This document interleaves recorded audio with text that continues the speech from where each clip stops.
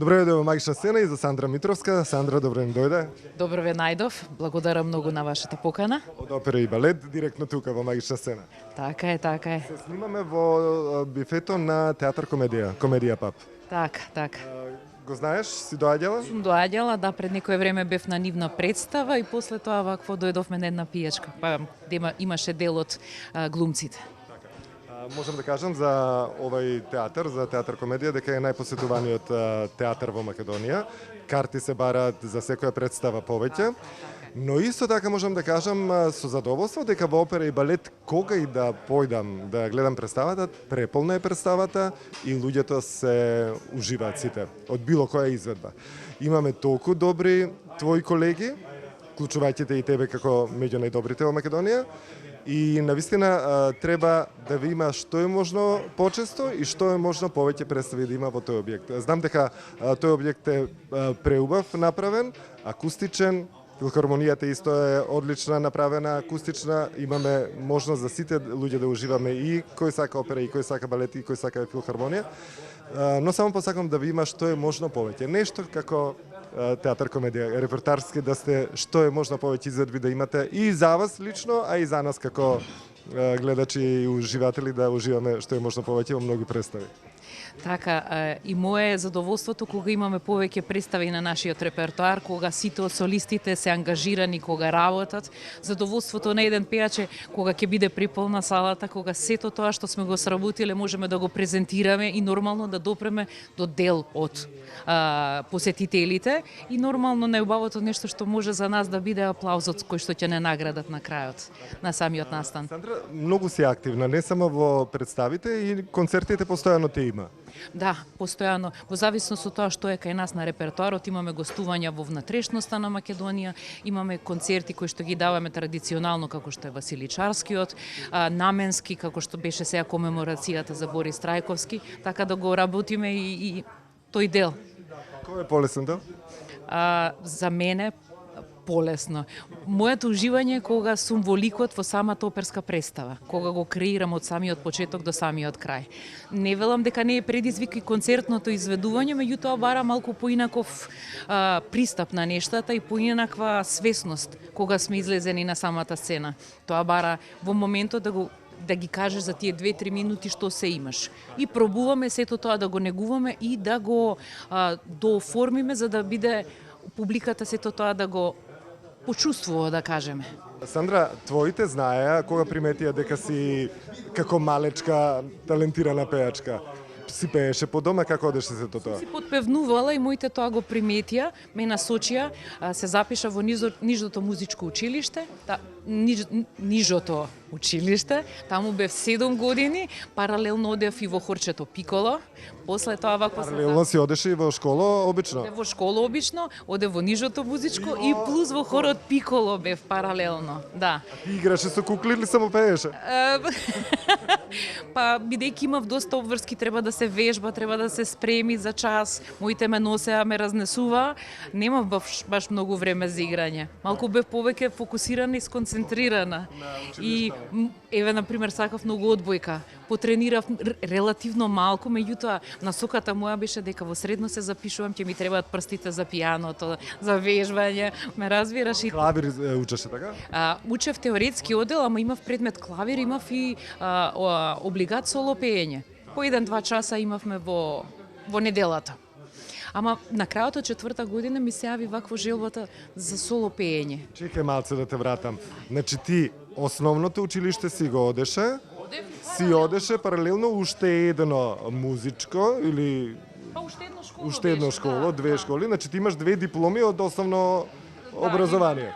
И средно си се запиша за теоретски дел во музичко.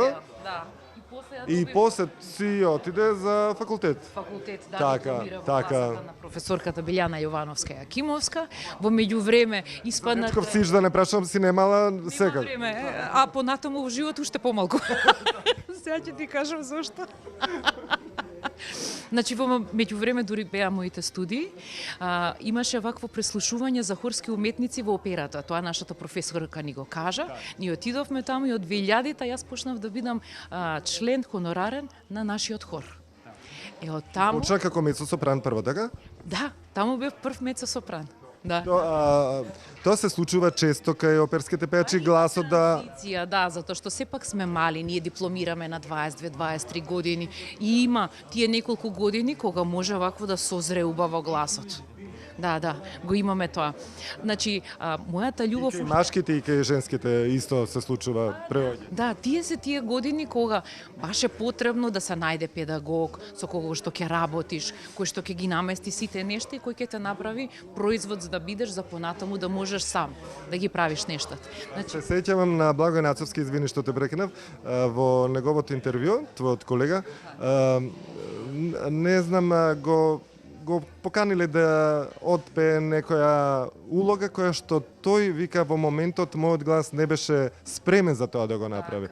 И јас вика го одбив со тоа што му кажав дека сега не сум спремен и не знам зошто ме викаш кога мојот глас не одговара на таа улога.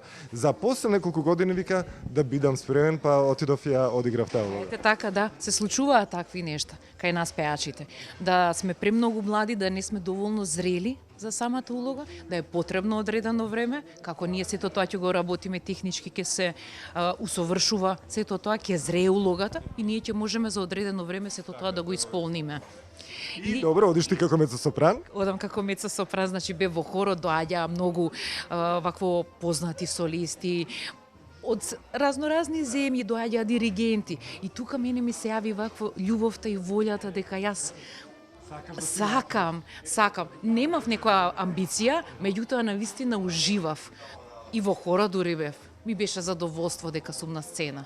Меѓутоа, случајно, годините како поминува 2005 го запозна својот професор. Он држеше на наши вакво солисти, држеше часови кај нас као некое оперско студио.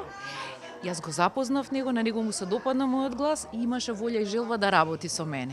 Тука настануваат работите, она што кажав, ќе ти кажам после, како нема да имам време за многу нешта. Значи, работев во хорот, потоа вакво работев... Часови, меѓутоа оде во Хрватска, во Загреб. Значи, патував. Ме разбираш, патував, ќе се вратев, продолжувавме со работа, спремам нешто ново, се враќам назад. Значи, тоа 2005-та има... Се вика професор? Значи, мојот професор е познатиот тенор и педагог Стојан Стојанов Ганчев. Тој е всушност бугар, кој што вакво живее во Хрватска, твори таму, гостувал и кај нас, во нашата вакво опера 60-тите години, исто така во Србија. Сите вакво земји кои што се во бивша Југославија, па и пошироко. Чекај, и другите колеги патуваа до Загреб или ти само одеше на часови? Патувавме, да, имам неколку од колегите кои што исто патуваа како што јас патував.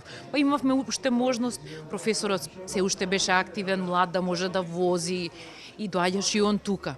Така да тоа беше комбинирање. Ние неколку пати таму, он неколку пати тука, еднаш до 2 пати. Така да тоа се случуваше во годината да имаме 4-5 активни сесии кои што се од 7-10 дена за да се работи. Искористуваше тогаш по некоја улога да ви даде во Хрватска или било каде? Не, концептот во Хрватска беше поинаков. Иако ние пробавме неколку аудиции таму, све вика, леле колку убав глас имате, леле обавезно ќе ве викнеме, меѓутоа им се менува вакво директорите владењата и сето тоа стануваше, ќе биде, не бидна. Меѓутоа, тоа е сплетна околност и јас не ми е криво. Едноставно, да, така требаше да биде. Значи, од 2006 ми даваат вакво улогата на втората дама во волшебната флейта. Тоа е првото нешто што јас го запајувам посериозно. Иако претходно ми дадоа Кейт Пинкертон да пеам вакво во Мадам Батерфлај и гостувавме дури во Албанија со тоа. Ама тоа е толку мало логичко, колку онака ќе излезеш нешто ќе кажеш, да,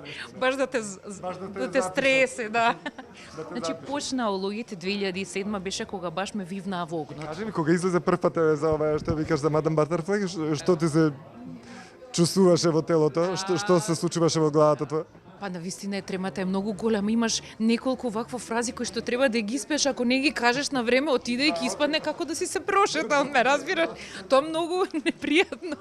Некогаш малите улоги ги вивнуваат, но исто така ги кариерите на многу актери. Така е, се сложувам. Јас пробав од малите улоги како што ми ги дава. Кажувам, 2007 беше година во која што ме вивнаа во огнот, да кажам. Значи, прва ми беше, ја пеев Леонора во Трубадур. Моето представување во така голем лик, во голем прв лик. Претходно пеев, да, втора дама, не знам, свртување на штрафот, не знам што имавме уште, меѓутоа ова беше голем, онака, железен репертуар, да се разбереме.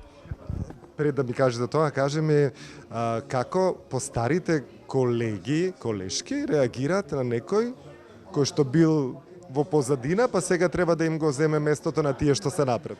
Па знаете како, јас во принцип како тип на човек сум човек кој што е од дистанција си ги работам своите нешта, не се наметнувам, него само преку работа пробувам да го постигнам нештото. Моја среќа што немав никаков проблем со колегите и колешките, него едноставно ме прифаќаа таква каква што сум и нели во тоа време моите можности. Така да јас можам да кажам дека сум задоволна од целиот тој просер кој што го врвам низ годините, ја до днес не сум истата. Ништо се нема променето на мене, ме разбираш? Така да ти викам 2007 почнува Трубадур, потоа ја добивам за 60 годишен јубилеј Кавалерија Рустикана да ја пеам Сантуца. Тоа е моето представување најубавата. Толку е убава музиката, толку е онака као животот што го живееме, таква емоција има, барем јас така ја чувствувам.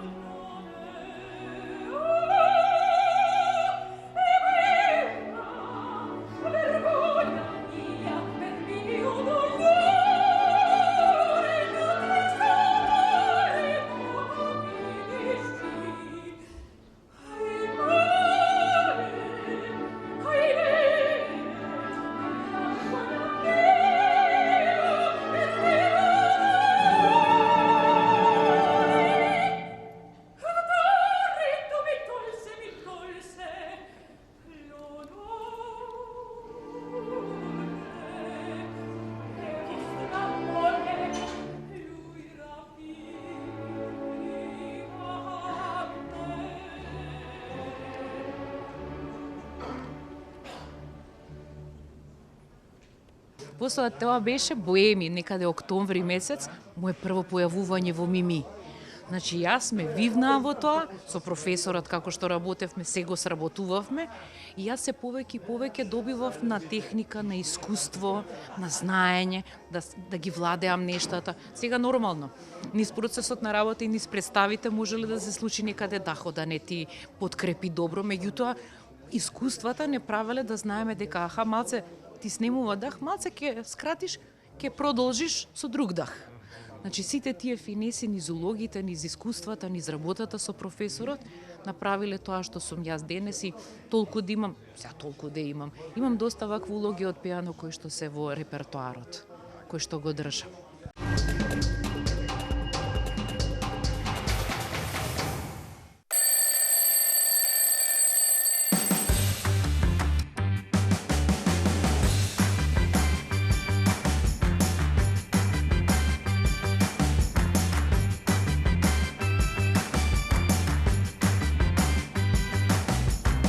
Ке сакаш уште?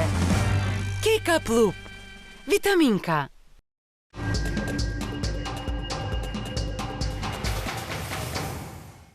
Можам да кажам за тебе дека мислам дека не грешиш ни еден тон. Такво чувство имам кога те слушам. Ти си бескрајно точна. Значи сето тоа е до совршенство од пеано. За тебе јас такво чувство имам. А многу твои колеги кои што биле на пример еве за Кармен сега се сеќам гостинка од Белград. Значи, јас слушам и не можам никако да кажам дека тоа е добро пеење, пошто некако ми фалшира, ми каза нешто не е како што треба. За разлика од такви примери, твоите примери ми се досовршено точно се, од почеток до крај. Ето, тоа го имам за тебе. Благодарам многу на комплиментот, тоа многу ми значи бидејќи мојата замисла и мојата агенда е да постојано работам технички, да се подкрепувам во зависност од тоа како ќе имам представа, дали е текоен репертоар, дали е нешто ново да се спрема, сето тоа да го вежбам и сето тоа да ми е спакувано, дури сме во студио. Јас сама, па потоа со корепетитор, така ќе излеземе на сцена да биде друга креација, нели? Тогаш мислиме, да подпреме на дах, да бидат сите тонови наместени, меѓутоа да немам испади од таков тип каде што нема да биде доволно совладана партитурата. Значи, јас така ги правам нештата, без разлика дали сум ја пеела еднашка, 5 пати, 10 пати, јас повторно се навраќам на незе и постојано одредени места, бидејќи се случува, дали кај сите, кај мене се случува да, кога работам, некои нешта знаат да се изместат, па на тоа треба да се мисли убаво, да се подкрепи со одредени вокали и сето тоа да биде сработено пред да дојдеме кога сме на голема сцена. Тие неколку проби и представата која ќе дојде, ние треба да креираме, треба да излегуваме на сцена и сите тие движења да се нормални како играни во телото. Да не се примети дека, аха, сега ќе застанам таму, па ќе се поднавалам, па после ме гледате нешто барам, као не е јасно, него сите тие движења треба да бидат синхронизирани. Као да се во секојдневниот живот. Нели, како да гледате се реклама или филм. Еве да кажеме. Сте комбинација од пејач и глумец заедно. Се сме комбинација, да. И уште балет може би имате помалку. Па имаме и некои кореографии кои што ги правиме, нели, во зависност од тоа каква е улогата. Например, кога пеев Веселата вдовица Хана Главари, кога ја пеев, тоа беше за мене, сега не можам да кажам дека е шок, меѓутоа јас како природа на човек сум малце поповлечена, а таа бара една кокетност, еден авторитет, едно излегување, изнесување. Не знаеш колку сум се борела за сето тоа да излезе од мене, да излезам од својата собствена комфортна зона. Затоа велам, зависи улогата каква е, зависи што има во незе, иако во многу улоги или се трујам, или се убивам, или ме трујат. Мојот репертоар е постојано таков, само за плачење. Меѓутоа, јас па уживам во сајта таа емоција. Добра. Ова сакам да те прашам. Ти викаш тајната на успехот е само вежбање, вежбање и само вежбање, така? Тоа е твојата агенда. А кажи ми, дали тоа го дозволува нашава македонскава опера и балет, затоа што немам чувство дека премногу сте експонирани, дека премногу сте изиграни, туку имам чувство баш дека малку сте изиграни, малку ве има. Па, како да кажам, колку што имаме капацитет, со толку располагаме и со толку пробуваме од сите нешта да го дадеме, секој располага нели со својот максимум и го дава во одредено време. Јас можам да зборам за својот. Нека јас кој ќе излезам, кој ќе го сработам нештото, јас сакам сето тоа да е темелно сработено и сите работи, сега види, не можам да ги носам бидејќи апаратот е внатре. нели, ќе ме фати настинка, синусите ќе почнат, алергија. Не знаеш ти со какви нешта ние се соочуваме. Што правите тогаш? Инхалации почнуваме дали со физиолошки раствори, дали вакво со ампули. Почнуваме со пастили, почнуваме со природни работи, дали е тоа мед со лимун, дали е сода бикарбона со мед, дали се вакво чај, Најдобар друга. лимунот, медот, сода бикарбоната, да природни нешта кои што помагаат, ловоровиот лист, мислам, ѓумбирот, сите тие нешта се природни кои што низ процесот на работа, поготово кога ги имаме тие активни режиски проби кои што се сабајле навечер и кога грлото нема баш многу простор да одмори. Исто така знаеме дека кај нас самата ваква сцена има премногу прашина која што никако не може да се санира. Значи ние живееме во сето тоа. Алкохол? Не смеете или многу малку смеете алкохол? Па алкохол треба да е се во граница на нормала. Јас не сум многу љубител на алкохол. Значи јас знам кога сум пред представа да внимавам да не е кисело, да не е љуто, да не е премногу благо, да не се млечни производи. Сето тоа ствара дополнителен слус. Говорам за себе. Значи тоа низ моите искуства, како јас сум ги увидела нештата кои ми пречат или кои ми годат. Затоа различно е кај секој од нас. Порано оперските пејачки беа малце пограмадни. Па да, имаше А сега ви гледам трендови дека беа малце по, како што кажа, поголемки, да. Меѓутоа сега како поминуваат нели годините, трендовите и ние останатите пробуваме колку можеме нели да внимаваме на својот изглед и на својата фигура затоа што низ годините и потребно да сме физички активни. Дали тоа ќе биде брзо пешачење кој вакво тренира нешто, дали е трчање, возење велосипед, не знам, искачување планина. Секој избира што му одговара и со тоа се носи, а нас ни е потребно за кондиција. Бидејќи низ годините, како ни поминуваат годините и младоста, ја има, меѓутоа она подзабавува со некои нешта, ни се потребни овие механизми за сето тоа да се подкрепи и да го имаме како дополнителен вакво стимул за работа. и останите да ви бидат точни. Па добро, да. Се сложувам, да. Добро, низ годините ние како што пееме нашиот граден крош се вакво се шири. Значи може јас да не се имам поправено на пример, меѓутоа од дишењето, од пеењето, од употребувањето нели на апаратот, сето тоа малку во сантиметри да е потребно да се прошири. Фала му на Бога, имаме исто така работени кај нас кои што тоа го прават. Минимално да се стесни, да се прошири, си изменил тука ќе се подстесни или прошири, ги имаме. Случило на сцена некојаш да се распаро нешто? Па се случило, меѓутоа не било до толку претерано. Не било до толку не било. Па гледаме, можат секакви нешта да се случат, ти да се сопнеш и да паднеш и столот да не ти е намесен каде што треба и масата не знам каде да се наоѓа, ти е потребна на друго место. Затоа што имаш некоја интеракција, дали со некој предмет, со колешка, колега, солисти, си помагаме, си потрнуваме, тоа го правиме така суптилно. Како така да треба, како дел од представа. Па мораме. Жива материја е, например, може некој дали изумил или па го ставил мислејќи дека е на тоа место. Едноставно располагаме со такви нешта и си помагаме едни на други. Тоа е по мене многу важно. Многу важно е тоа. Тоа е најважно можеби. Колку се важни костимите и шминката? Колку допринесува за ликот да е поверодостоен, полесно изведлив или полесно прифатлив за публиката? Така.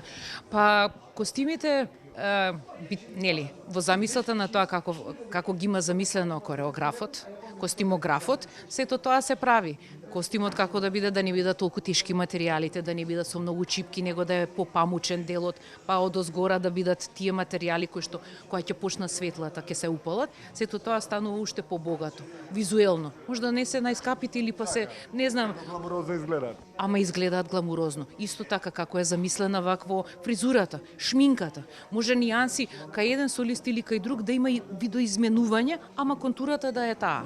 И многу помага. Убаво е чувството кој ќе видиш дека тоа како го искреирале и тоа како стои на тебе, дека убаво изгледа и самото представување многу поинакво. Влегуваш поубаво во ликот. Затоа ние кога имаме генерални проби сакаме да ги имаме барем дел од костимот. Нели? Може да биде подолга, да има од позади опашка која што е, или па кондурите да пробаме, дали имаме трчање, вртење или не знам како, мораме да ги пробаме за да видиме со што располагаме и на што да внимаваме која ќе ни биде нашата представа. Инаку е многу поубаво кога се костимите убаво изработени, убаво стојат, нели, убава е замислата. Да, да. Која ти била најтешка улога што се однесува до пресобликувањата, да ги имаш често и така да ја памтиш по нешто што ти било тешко за да го направиш како што треба? Некоја улога. Па не знам, во принцип ги имаме вработените кои што многу добро знаат, да ни го леснуваат тоа, пошто знаат во кој момент треба да се извади, не знам, таа сукња да се стави нова, да се стави ново палто, марама, тука се и сме во добра координација да нема такви нешто. Не велам не може да имало, меѓутоа се толку минимални да еве на пример сега кога пробувам да се сетам, не ми текнува, да. Немало таков, ете да кажеме, непријатен настан во кој што ќе биде неизводливо нешто, да.